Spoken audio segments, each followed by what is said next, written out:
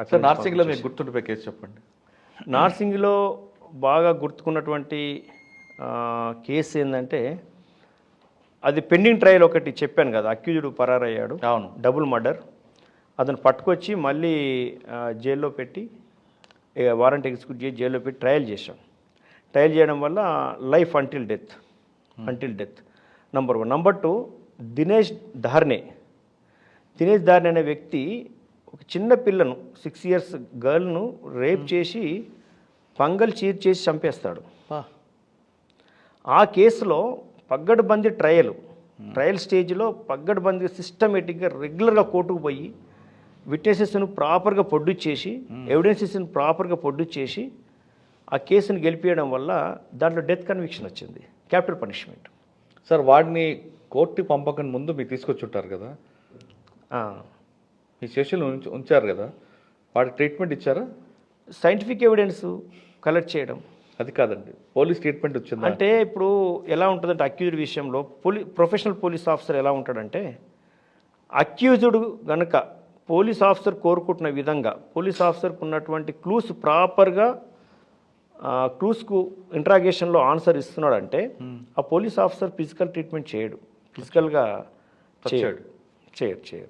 ఎందుకంటే కావాల్సినటువంటి క్లూస్ దొరుకుతున్నప్పుడు, కావాల్సినటువంటి రీజన్ క్లియర్ అవుతున్నప్పుడు నీడ్ ఏముంటుంది. కానీ ఒక చిన్న పిల్లని అలా చేయడం అనేది ఒక మనిషి ఎవరికైనా, అంటే మీలాంటి వాళ్ళకి ఇంకా కసి ఉంటుంది కదండి.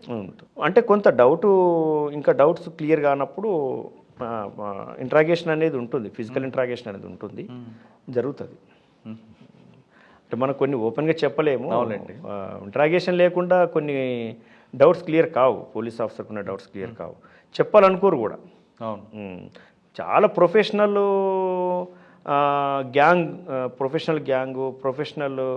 అక్యూజ్ పర్సన్స్ కొంతమంది అదే మోడల్స్ మెయింటైన్ చేస్తున్న వాళ్ళు ఆ సమయంలో దెబ్బలు పడొద్దు అనుకుంటారు, ఫిజికల్ ఇంట్రాగేషన్ జరగొద్దు అనుకుంటారు, అన్నీ చెప్పేస్తారు, అరెస్ట్ అయ్యి వెళ్ళిపోతారు. అట్లా డిఫరెంట్ ఉంటారు. మరి కొంతమంది ఏంటంటే ఎంత కొట్టినా ఎంత ఇంట్రాగేట్ చేసినా చెప్పరు. అలాంటప్పుడు టైం ఎక్కువ తీసుకుని రకరకాల మెథడ్స్ అన్నీ ఫాలో చేస్తారు. అంటే ప్రొఫెషనల్ అఫెండర్ బెటర్ ఏమో దొరకడం. అంటే తొందరగా బ్రేక్ అయిపోతుంది, తొందరగా బెండ్ అయిపోతారు, తొందరగా రికవర్ అవుతుంది, తొందరగా మేడ్ అవుట్ అవుతుంది, కన్విక్షన్ వస్తుంది, జైలుకి వెళ్ళిపోతారు. అట్లా ఇట్లా కావద్దు అట్లా కావద్దు అనుకుంటాం, ఏదైనా జరగకూడదు అనుకుంటాం. ఓకే, జరిగిపోతున్నప్పుడు నార్సింగ్లో 2 సంవత్సరాలు, దాదాపు 2 సంవత్సరాలు 20 నెలల వరకు చేశాను. తర్వాత కొత్త సిపి గారు వచ్చారు. వారు నన్ను రాత్రి 12 గంటలకు ఒక ఇన్విటేషన్ లేని ఫంక్షన్ పిలిపించి ఆ ఫంక్షన్లో నా చేతులు ఆర్డర్ పెట్టి అక్కడ నుంచి పంపించేశారు. అదేంటి అంత గౌరవంగా? సార్ ఫస్ట్ మీకు చెప్తుంది ఏంట్లో అర్ధరాత్రి 12 గంటలకు నోటీస్ ఇచ్చి మీకు సస్పెండ్ చేశారు కదా, మరి కోర్టుకు వెళ్ళొచ్చు కదా మీరు? నేను ఇదే చేసింది ఇక్కడ న్యాయంగా ప్రాసెస్ ప్రకారంగా నేను డీటెయిల్ ఎక్స్ప్లెనేషన్ ఇవ్వడం జరిగింది. అప్పుడున్న సిపి గారికి డీటెయిల్గా ఇచ్చాను. డీటెయిల్గా ఇచ్చినప్పటికీ ఆఫీసర్ దృష్టిలో ఏముందో మాకు తెలియదు కాబట్టి డీటెయిల్ ఎక్స్ప్లెనేషన్ కూడా ఇగ్నోర్ చేసి పక్కన పెట్టేశారు. నాకు ప్రమోషన్ వచ్చే సమయం ఏర్పడ్డది. నేను 1 సారి 2 సార్లు 3 సార్లు వెళ్ళడం జరిగింది. అయినప్పటికీ కూడా నిర్లక్ష్యం వహించడం, ఇగ్నోర్ చేయడం జరిగింది. అంటే కూడా వెళ్ళదా? అవకాశం ఇచ్చారు చెప్పుకోవడానికి, కానీ చెప్పింది పూర్తిగా వినిపించుకోవట్లేదు. ఎప్పుడైనా కానీ మనము ఎదుటి వాళ్ళు చెప్పింది పూర్తిగా వినాలి.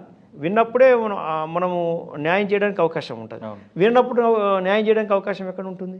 కోర్టు అనేది పని చేస్తుంది, వ్యక్తులు అనేది పని చేయాలి, వ్యవస్థ అనేది పని చేయాలి. వినాలి. వినప్పుడు మనకు కూడా చెప్పాలని అనిపిస్తుంటుంది. మనం చెప్తుంటే ఒక దిక్కు చెప్తుంటే ఒకవైపు కిందికి తలబెట్టి కిందికి వినట్టుగా ఏదో సొంతంగా పని చేసుకుంటుంటే ఇగ్నోర్ చేస్తుంటే ఏం చెప్పాలనిపిస్తుంది? చెప్పాలనిపించదు. అలాంటప్పుడు నేను చేసింది అదే పని. తప్పు చేసిన వాళ్ళ దగ్గరికి వెళ్ళి తప్పు చేయలేదని చెప్పుకోవాల్సిన అవసరం లేకుండా కోర్టుకు వెళ్ళాను. వెళ్ళాను. కోర్టు రిట్ ఫైల్ చేశాను. కోర్టు రిట్ ఫైల్ చేసిన తర్వాత సుదీర్ఘంగా వాదనలు జరిగాయి. నేను ఇచ్చిన ఎక్స్ప్లెనేషనే నాకు అఫిడేవిట్ అయింది. అఫిడేవిట్ ప్రకారంగా కోర్టు పూర్తిగా పరిశీలించి నా మిస్కండక్ట్ లేనట్లుగా, నేను ఎటువంటి అవిధేయత నా దగ్గర లేనట్టుగా, నేను ఏం తప్పు చేయనట్టుగా నాకు జడ్జిమెంట్ ఫేవర్ వచ్చింది. ఆ జడ్జిమెంట్ ఫేవర్ రావడం వల్ల నాకు ప్రమోషన్ వచ్చింది. నాకు ప్రమోషన్ రావడం వల్ల నేను క్లీన్ చిట్తో బయటపడ్డాను. అంతేకాదు నాతో సస్పెండ్ అయినటువంటి లక్ష్మణ్ ఎస్ఐ కూడా దాంట్లో జడ్జిమెంట్ ద్వారా ఆయన కూడా బయటపడ్డాడు దాంట్లో. ఎస్. అంటే ఇక్కడ ఏంటంటే వ్యవస్థలో మనము ప్రభుత్వం సెలెక్ట్ చేసి మనకు బాధ్యతలు అప్పగించింది అంటే మనము ఖచ్చితంగా ప్రమాణం చేస్తాం. అవును, ప్రమాణం చేసినట్టుగా ఖచ్చితంగా ఉండాలండి. అప్పుడు వ్యవస్థ ఏమనుకుంటుంది, మనం అత్యంత విశ్వాసపాత్రులుగా నమ్ముతుంటుంది వ్యవస్థ. కానీ వ్యవస్థ ఒక తీరు మనం నమ్మి స్థానంలో పెట్టినప్పుడు మన మీద ఉన్నటువంటి బాధ్యతలు అలా ఉన్నప్పుడు మన పనితనంలో ఇంకో తీరు ఉండకూడదు. వ్యవస్థ ఎట్లా తయారైపోయిందంటే దొంగలే నమ్ముతున్నారు, చెడ్డవాళ్లకు చెడ్డవాడు ఇష్టపడుతున్నాడు. ఆ సమయంలో ఏం జరిగితే బాగుంటుంది, ముక్కుసూటిగా వెళ్ళే వ్యక్తి అవసరం లేదు, ప్రొఫెషనల్గా వెళ్ళే వ్యక్తి అవసరం లేదు, పనిమంతులు అవసరం లేదు, రియల్ పోలీస్ ఆఫీసర్ ఆ సమయంలో ఉండకూడదని కోరుకుంటారు కొంతమంది. సార్, రియల్ పోలీస్ అన్నారు కాబట్టి మీకు క్వశ్చన్ అండి. సాధారణంగా మీరు అన్నట్లుగా యూనిఫామ్ వేసుకున్నప్పుడు మనం ఓట్ తీసుకుంటాం. ఆ ఓట్ ప్రకారం మనం రావాలి, రిటైర్ అయ్యే వరకు అదే ఓట్ ఉండాలి. కానీ కొంతమంది ఆఫీసర్లు ఫస్ట్ యూనిఫామ్ వేసుకోగానే అసలు టెరిఫిక్గా పనిచేస్తారు. క్రమేపీ ప్రమోషన్ వచ్చిన తర్వాత వాళ్ళ మార్పు ఎందుకు వస్తుంటుంది? అంటే ఒకటి బేసిక్లో మార్పు రాదు. పని చేయాలనుకున్న వ్యక్తి మొదట్లో ఎటువంటి లక్ష్యాన్ని పెట్టుకుంటాడో అదే లక్ష్యంతో. కానీ కొంతమంది ఆఫీసర్లు, మీకు ఎదురైన ఆఫీసర్లు, మీరు ఒక విక్టిమ్ అయిన ఆఫీసర్ కూడా గతంలో మంచి టాప్ ఆఫీసర్, కానీ తర్వాత ఎందుకు మార్పు వచ్చింది అనుకోవచ్చు? అది మీరు అన్నట్టుగానే చాలామంది అన్నారు. ఈవెన్ క్షేత్రస్థాయిలో బేసిక్ లెవెల్లో బాటం లెవెల్లో పనిచేస్తున్న వ్యక్తి కూడా ఆ మార్పును గమనించారు. ఎందుకు అలా అయ్యారని. అలా అవ్వకూడదు, దురదృష్టం. అటు అవ్వడం దురదృష్టం. అత్యంత విశ్వాసపాత్రులు అటు అవ్వడం దురదృష్టం, వ్యవస్థకు దురదృష్టం. సొంత లక్ష్యాలు, సొంత ఎజెండా పెట్టుకొని చేయడం అన్నమాట. చేయడం. ఫైనల్గా మీరు డిఎస్పీ రైట్ సార్, మీరు మంచి కన్విషన్ తీసుకొచ్చారు. ఏదో మధ్యలో ఒక దెబ్బ పడింది, అది మంచో చెడో జరిగింది మీకు. మనం తీసుకునే దీన్ని బట్టి ఉంటుంది. ఒకటి మంచి అనుకోవచ్చు, ఇంకోటి చెడు కూడా అనుకోవచ్చు. కొంతమంది చెప్తుంటారు మీ డిపార్ట్మెంట్లో ఏది జరిగినా మనం మంచిగా అనుకోవాలి అని మీ సీనియర్ ఆఫీసర్ కూడా అంటుంటారు. అంటే ఒక ఆఫీసర్ యొక్క యాటిట్యూడ్ తెలుస్తుంది, లేదు ఫ్యూచర్లో ఇటువంటి ఇబ్బందులు రాకుండా ఉండాలంటే మనం ఏం చేయాలి అనే విషయం కూడా మీకు ఒక లెసన్ అనుకోవచ్చు. ఫైనల్గా తీసుకుంటే ఈ డిపార్ట్మెంట్లోకి వచ్చే వాళ్ళకి, యాస్పిరెంట్స్ అవ్వచ్చు లేదా ఆల్రెడీ డిపార్ట్మెంట్ ఉన్న వాళ్ళకి మీరు ఇచ్చే మెసేజ్ ఏంటి? ఇప్పుడు మీరు ఎన్సీసీలో ఉండి ఆ యూనిఫామ్ మీద మోజుతో ఇందులోకి వచ్చారు. చాలామంది ఎన్సీసీలో కదా పోలీసులు చూసి కొంతమంది వస్తుంటారు, లేదా మీ ఇంటర్వ్యూ చూసి కొంతమంది రావాలనుకుంటారు, లేదా మీ ఊర్లో వాళ్ళు కొంతమంది రావాలనుకుంటారు.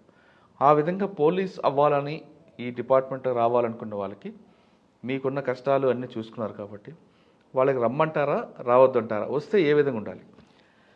పోలీస్ వ్యవస్థలోకి యువత రావాలి. ఎందుకంటే రానున్న రోజుల్లో కొత్త ఛాలెంజెస్, సవాళ్ళు, ఈ సమాజం ప్రశాంతంగా నిద్రపోకుండా ఉండడానికి కొత్త సవాళ్ళు వస్తున్నాయి. వాటి నుంచి ప్రజల్ని రక్షించడం కోసం, ప్రజల్ని సుఖశాంతులతో ఉంచడం కోసం యువత పోలీసులకు వచ్చి పోలీసింగ్ చేయాల్సిన అవసరం ఉంది. ఓకే, యువత వచ్చి ఖచ్చితమైన ట్రైనింగ్ ద్వారా ఈ వ్యవస్థను, సమాజాన్ని రకరకాల సవాళ్ళ నుంచి రక్షించాల్సిన అవసరం ఉంది. కాబట్టి యువత రావాలి, వచ్చి పోలీసింగ్ చేయాలి. వాళ్ళు పోలీసింగ్ చేసే విధంగా వాళ్ళకు వనరులు, టెక్నాలజీ అన్నీ సమృద్ధిగా అందుబాటులోకి తీసుకొస్తే యువత పనిచేయడానికి కూడా ఆసక్తి చూపుతారు. అట్ ద సేమ్ టైం సవాళ్లకు అనుగుణంగా సిబ్బంది కూడా అన్ని స్థాయిల్లో సిబ్బంది సమృద్ధిగా ఉండాలి. సిబ్బంది లోటు ఉండడం వల్ల కూడా ముందు సాగలేకపోతుంది వ్యవస్థ. డిపార్ట్మెంట్కి వచ్చేవాళ్ళు ఎక్కువగా రెండు రకాలు కనిపిస్తుంటారండి. మీలాంటి వారు ప్రొఫెషనల్గా ఉండాలని, కొంతమంది సర్వీస్ మోటో ఆ విధంగా కనిపిస్తుంటారు.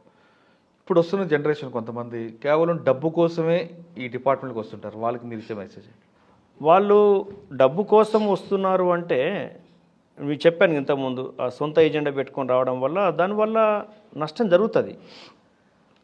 వాళ్ళని కొనసాగించాలన్నా వదులుకోవాలనేది డిపార్ట్మెంట్ నిర్ణయం తీసుకోవాలి.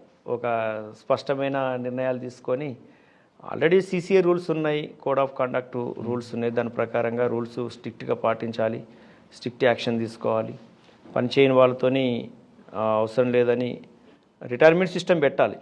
ఈ కంపల్సరీ రిటైర్మెంట్ సిస్టమ్ కూడా పెట్టాలి. పోలీస్ వ్యవస్థలో అందరూ ఈ స్థాయిలోనే రిటైర్ కావాలని కోరుకోవడం కూడా కరెక్ట్ కాదు. కొంతమంది అనారోగ్యంతో కొనసాగుతుంటారు. అలాంటి వాళ్ళ వల్ల పోలీసింగ్ జరగదు.